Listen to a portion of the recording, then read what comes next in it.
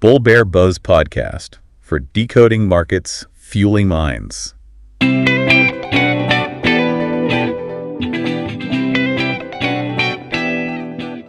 Welcome to the deep dive. So you've shared some really interesting sources on ICICI Prudential Life, their recent Q4 and full year numbers for FY2025, plus an investor deck. That's right. Quite a bit to unpack. Yeah, exactly. So our mission today basically is to sift through all this, the reports, the presentation, and pull out the key takeaways, what really matters here. And there's definitely a common thread running through them.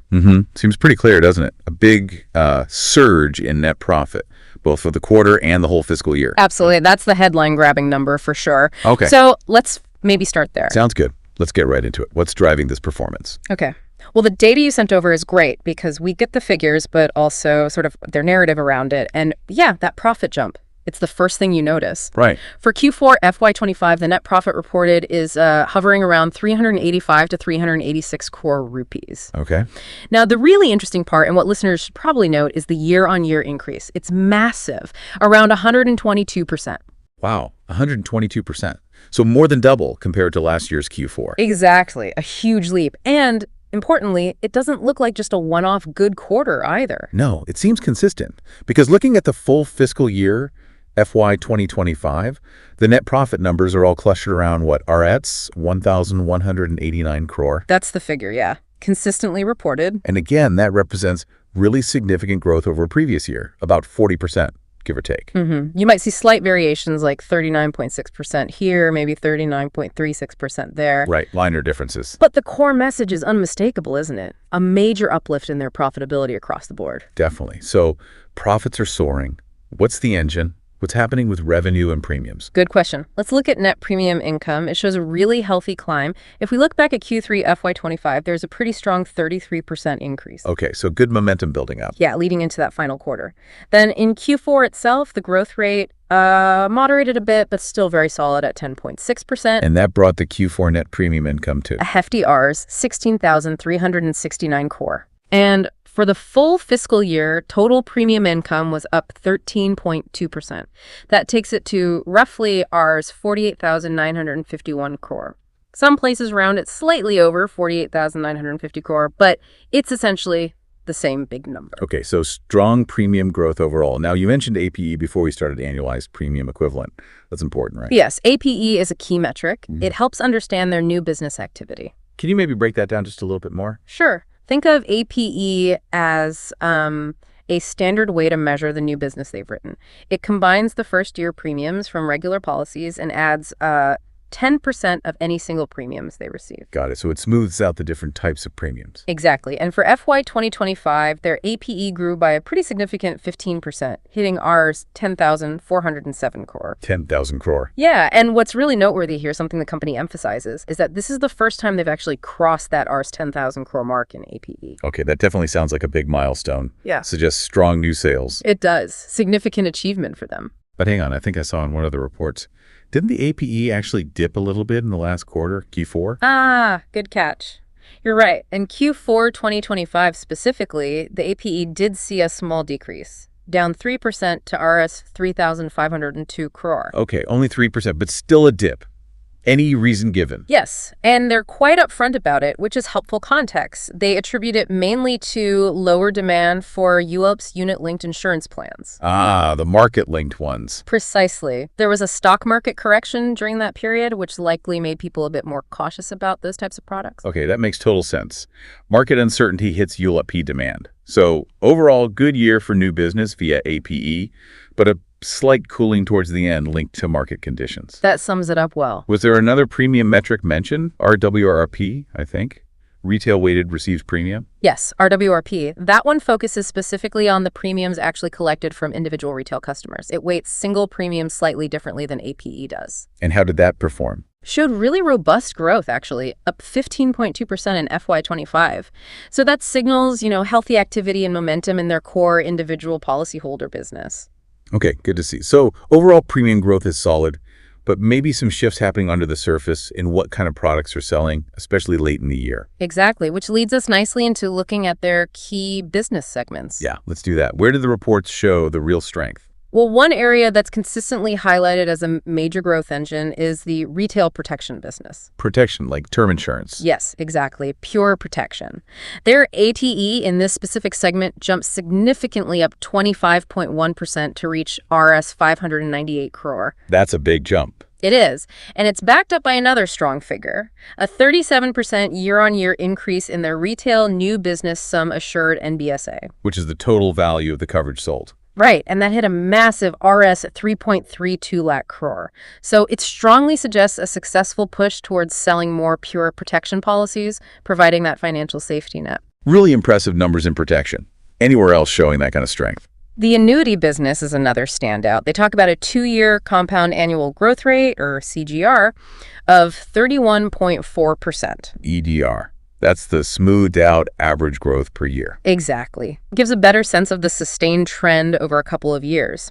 This strong, consistent growth in annuities points to, well, significant demand for products giving regular income, especially for retirement. Makes sense with demographic shifts and retirement planning needs. And interestingly, their group insurance side also saw strong demand, particularly in Q4. Ah. And that seems to have helped offset some of that dip we saw in ULEP PCLs. It shows a degree of resilience, diversification helping out. So it looks like when ULIPs face market headwinds, group insurance kind of picked up some slack. Smart. Seems that way. A balanced portfolio paying off. And you mentioned ULIPs were down in Q4.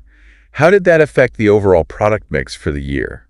Right. So because of that decreased demand linked to the market correction, ULPs ended up accounting for 48.3% of their total product mix in FY2025. Which is down from? Down from 50.8% the previous year. So a noticeable shift. More business coming from protection, annuities, and group relative to ULPs shows they can adapt. Okay, a slight rebalancing based on market appetite. Now, moving beyond the headline, net profit, let's look at other profitability metrics. VNB.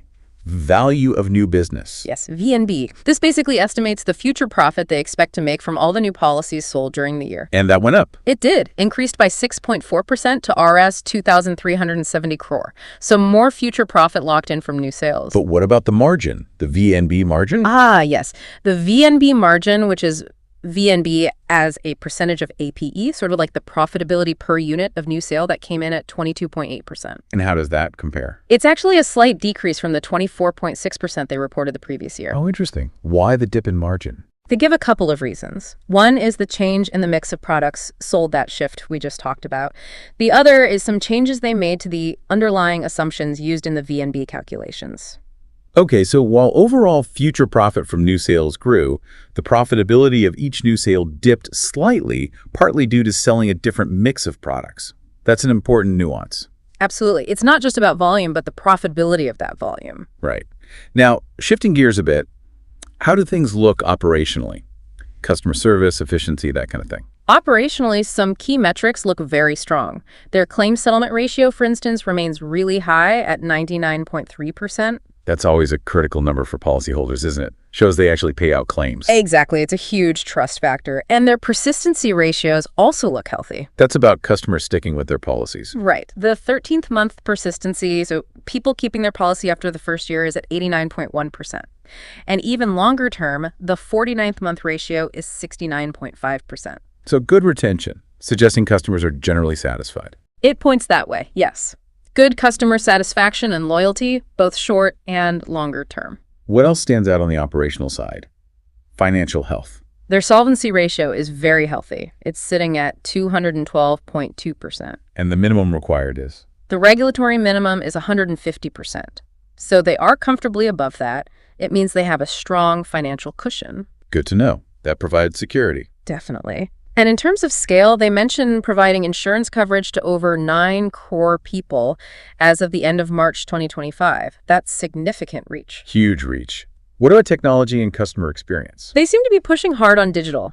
They report about 76% of new policies were issued using digital KYC. Wow, 3/4. Yeah, and around half of their savings policies were apparently issued on the same day they were applied for. That's pretty efficient.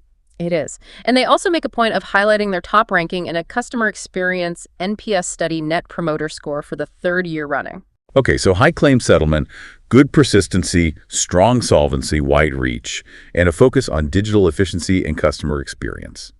Seems like a solid operational base. It looks that way from these reports, yes. So let's look forward a bit. What about strategic moves or hints about their future direction in these documents? Well, one specific strategic move mentioned was launching a new product called ICICI Pru Gift Select back in January 2025. Gift Select. What kind of product is that? It's described as a non-participating product offering guaranteed income. The MD and CEO actually commented on a growing trend towards wealth preservation. Oh, okay. And this product seems designed to tap into that need for stable, predictable returns. Shows they're watching market trends. Adapting to demand. Makes sense.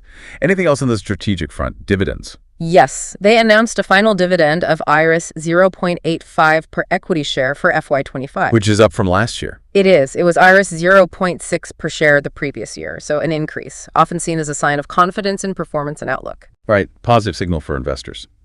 What about the overall size of the company now? AUM. Assets under management, AUM, have grown to Rs 3.09 lakh crore, reflects the business growth and investment performance. Huge number. It is. And another quite remarkable point they make is maintaining zero non-performing assets NPAs since they started operations. Zero NPA since inception.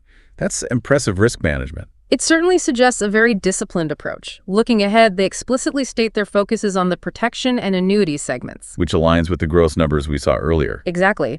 Those are flagged as the key drivers for future growth. Seems the strategy is already playing out. And how are they getting these products to customers? Distribution. They emphasize a multi-channel approach. Yeah. Growing across both their own channels, agents, direct sales, that kind of thing, and partner channels like banks. A mix. Yes, but notably, they mention their own proprietary channels now make up over 50% of their retail APE mix. Okay, so a strong and growing direct customer connection. Seems so. And just one final point, they do briefly touch on ESG, environmental, social governance factors. They mention focusing on it and highlight high ratings from ESG agencies. Suggests it's becoming, part of their corporate narrative and potentially their strategy. Right, increasingly important for many companies. Okay, so to try and wrap this all up for our listeners, the big picture from these reports is clearly strong financial performance for ICICI Pru Life in FY25. Definitely. That profit surge is the main story. Yeah, driven largely by that booming retail protection business. But they also seem resilient, don't they? Diversified products, different sales channels, navigating those market shifts like the UIP dip. That resilience comes through, yes. A fairly robust model. So that leads to a really interesting question, I think. Given this clear focus now on protection and annuities and how they've adapted recently, how might they navigate the evolving insurance market in India going forward? That's the key question, isn't it? What are the opportunities and maybe the challenges for them based on these results and this strategy? Exactly. Something for our listeners to think about. What does this focus mean for them long term? And if you are interested in digging even deeper into their strategy and outlook. The investor presentation would be the place to go. It likely has more detail on their plans. For sure. Understanding these reports gives you a really valuable lens, not just on this one company, but on the whole financial services landscape in India, really. Absolutely. Context is everything. Well, thanks for joining us for this deep dive.